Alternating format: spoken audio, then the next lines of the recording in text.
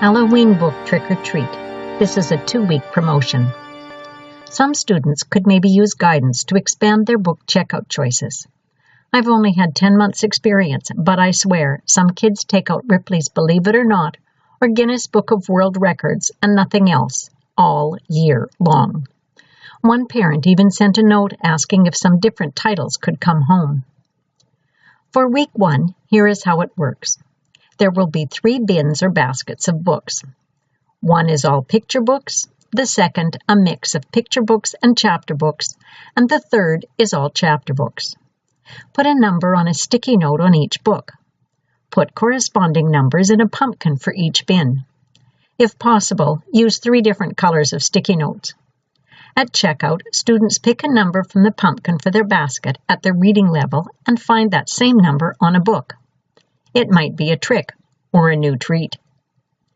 The books in the baskets will be determined by 3 factors. Books that are highly popular, likely graphic novels, animal stories, horror, diaries, sports, etc. Teacher input on approximate level of books, and age and grade. The K1 and 2s will be picture books. Grades 6 and 7s will have chapter books and magazines, and the 3, 4, and 5s a mix. Here are some possible titles for the picture book bin. The mixed bin, and the chapter book basket.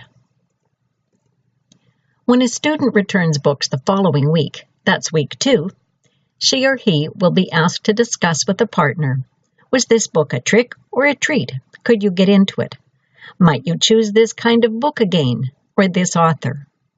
It turns out that sharing is effective with peers, but there isn't that same effect on reading with teacher-student interaction. If a student has read even a little bit of the book, he or she will be given a ballot to suggest a trick or treat book for the librarian, any reasonable book in the library, and can drop that title in a pumpkin for a draw. On Halloween Day, I'll pick out the name of a trick or treat book, and students will see me reading it. Again, according to Krashen, children read more when they see other people reading, both at school and at home. Krashen mentioned 2 relevant points to consider on book choices. On the one hand, self-selection is critical when reading. On the other, what students read was heavily influenced by what their peers were reading. So much so that some students, in fact, felt compelled to read what their friends were reading and ignored their own interests. Krashen also talks about a home run book, something that really resonates, connecting with someone and sparking a love of reading. Thankfully, he doesn't talk about the opposite, a book that turns kids off reading, because one cannot predict what book will serve as a home run experience for a particular child. In this promotion, there will have to be some dependence on intuition and relationship to match students to new possibilities of titles. Rather than a particular group of books, this is a wide range of books, some recent to older classics, graphics, prose, perhaps a poetry title or 2. The intention is to encourage a broader scope of reading choices, and many of the titles will be determined in consultation with classroom teachers and student library helpers. In summary, the finding that readers mentioned a wide variety of books underscores the importance of providing many different titles in school and classroom libraries and introducing children to a wide range of literature in language arts.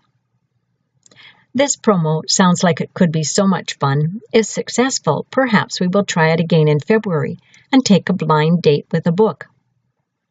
Maybe it will be a classroom teacher who picks a suggestion from a box of book treats, or even the principal. Now, P.S. In the interests of full disclosure, I did find somewhere online about a blind date book. It inspired the trick or treat idea. Also, some of these titles will indeed be treats because they were ordered in late spring and are not in our library, so as long as the library clerk can get them ready, they will be available. If you have any questions, please get in touch. In the meantime, I can hardly wait.